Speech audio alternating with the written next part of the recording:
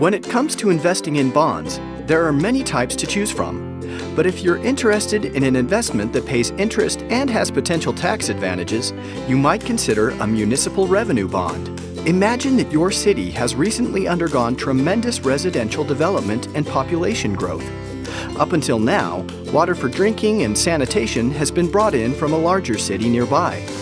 Your city officials have determined that based on the growing population's water needs, it may be more cost-effective for the city to treat its own water than to pay extra to import it. This would, of course, mean that the city needs to build and operate its own water treatment facility, which will require funds the city currently does not have.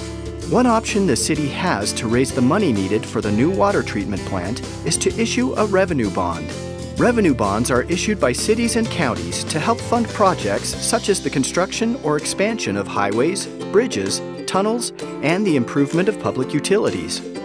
They are backed solely by the fees or revenue that can be generated by the project and collected by the issuer.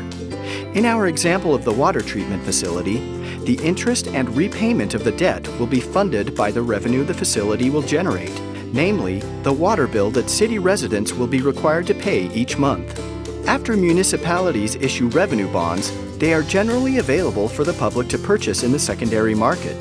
Revenue bonds can be purchased from a brokerage firm or a securities dealer for a minimum investment, typically $5,000, plus applicable commissions or markups. Zions Direct is an example of a broker-dealer. However, Zions Direct does not charge a commission or markup for municipal revenue bonds or other securities purchased through its online auction. As with other bonds, when you purchase a revenue bond, you are in effect lending your money to the issuing entity, who agrees to return it at maturity. In return for lending your money, you may receive interest, which is usually paid semi-annually. Unlike other bonds, such as corporate bonds, there may be special tax considerations regarding the interest earned on revenue bonds. If you happen to reside in the state and/or city issuing the bond, you may also be exempt from income taxation on the bond's interest at those levels.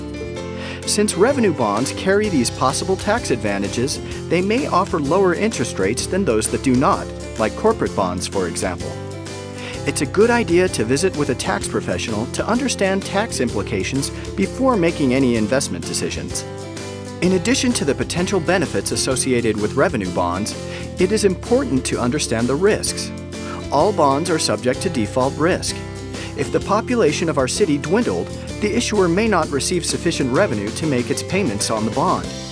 One way to mitigate this risk is to examine the credit rating of the issuer prior to investing.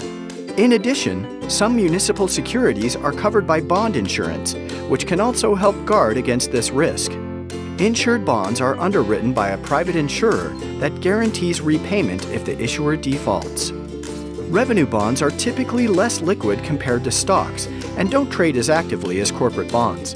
Revenue bonds generally are more sensitive to the forces of supply and demand, subjecting them to an elevated level of market risk when it comes to buying and selling. Also, be mindful of interest rate risk, or the risk that changing rates can affect the value of your bond. To continue building your investment knowledge, subscribe to the Zions Direct YouTube channel.